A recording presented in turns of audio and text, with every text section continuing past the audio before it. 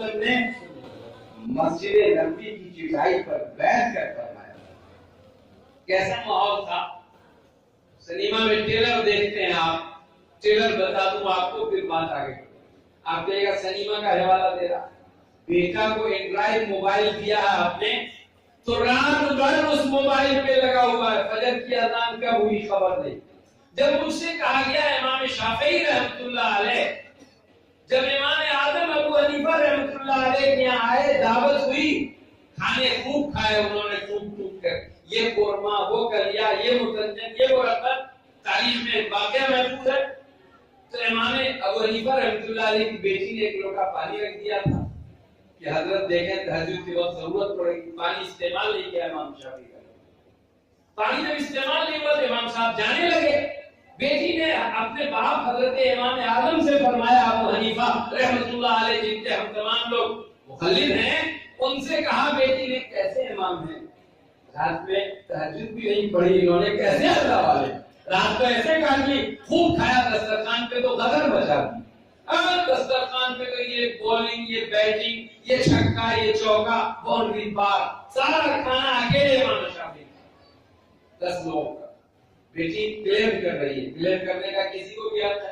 آپ جمہوری ملک میں رہتے ہیں، کچھ بھی بول سکتے ہیں، کچھ بھی پڑھ سکتے ہیں، آپ کی زبان پر کوئی پابندی نہیں لگا سکتا. یہ اس ملک کا امتیاز ہے، یہ اس ملک کی برتری ہے، عظمت ہے الحمدللہ کہ جمہوریہ ہندوستان میں آپ کی بات جہاں چاہے، جو چاہے، جہاں سے شروع ہو جائے آپ بول سکتے ہیں. ابھی لے دے شروع ہے، دیکھ رہے ہوں گے، جو چاہتا اٹھ پٹانگ بات بولتا ہے، کہیں سے بولتا ہے، کسی کا کوئی کچھ نہیں بگاڑ سکتا. تو دوستو، آزادی ہے ہمارے ملک میں، ہر شخص کو نفس کی آزادی ہے. دیکھیے بات سے بڑی بڑھ چڑھ کے شکایت کی، امام کے بزرگی اور شخصیت کو تار تار کر دیا. بالکل خوب کھائے، جانور کی طرح کھایا انہوں نے، رات بھر نہ جانے کیسے کٹی ہو کہ نیند میں پڑے رہے، وضو کی حاجت نہیں، صبح سلام کر کے جا. میں سمجھا رہا ہوں آپ کو، اس مزاحیہ گفتگو میں ایک پتے کی بات بتا رہا ہوں. امام صاحب نے برداشت کیا، بلایا، شافعی آؤ آؤ، ایک سوال کا جواب دیتے جاؤ. میری بیٹی کا سوال بتایا امام صاحب. امام شافعی رحمۃ اللہ علیہ نے ایک پتے کی بات کہی، اللہ والوں کی بات ہے. امام شافعی رحمۃ اللہ علیہ نے فرمایا، حضرت کھانے کے انوار و برکات نے مجبور کیا، اس کو کھاؤں اس سے سزا آ رہی ہے، اس کو کھاؤں. کھاتا رہا میں، کہیں کہیں سے لے کے خوب قدر بچائی میں نے. اور 370 مسائل جو قرآن حدیث کے آیات قرآنی سے مستنبط و مستخرج کرنے تھے، جس میں سسپیکٹڈ انداز سے متشکک تھا کہ اس سے کون مسئلہ نکلے گا، 370 مسائل استنباط اور استخراج آپ کے دسترخوان کی برکت سے اللہ نے آج یاد کرائی. اب پوری رات قرآن عزیز میں غور و فکر کرتا رہا، فجر کی اذان ہوئی تاکہ میں نے نماز پڑھ لی. اللہ، میرا وضو اب بھی باقی.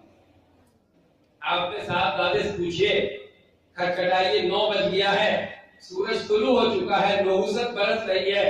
9 الصبح یمنع الرزق، صبح کا سونا روزی کو روک دیتا ہے. اللہ کے محبوب نے فرمایا صاحب دادے 9 بجے آنکھ ملتے ہوئے اٹھ رہے ہیں.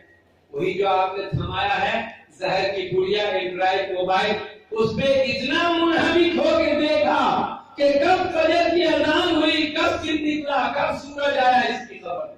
اصلاح معاشرہ کرنے والوں، اپنے بیٹے سے اینڈرائڈ موبائل چھیننے کی ہمت ہے تو ضرور آپ اصلاح معاشرہ آپ کو مبارک.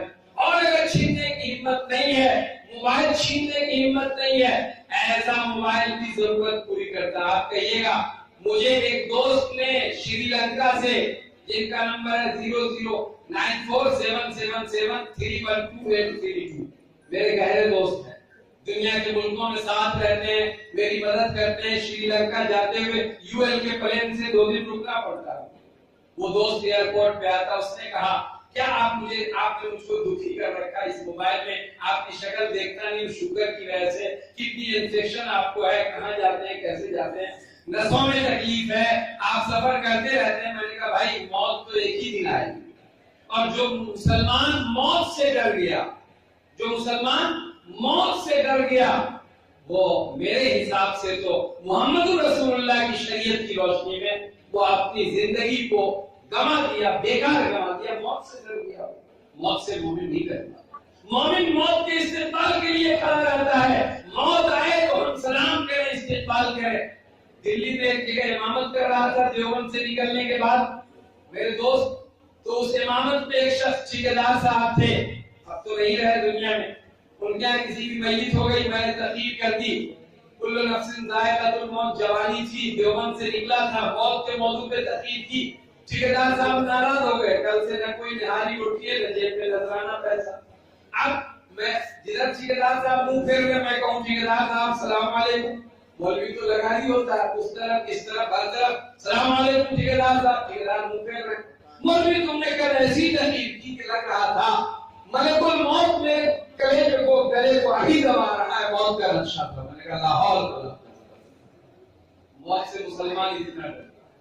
تو میرے اس دوست نے جناب بدر الدین صاحب نے کہا کیوں نہیں 3-5 ہزار کے موبائل سستے ہو گئے, اینڈرائڈ رکھو, تمہاری شکل دیکھا کروں موبائل میں.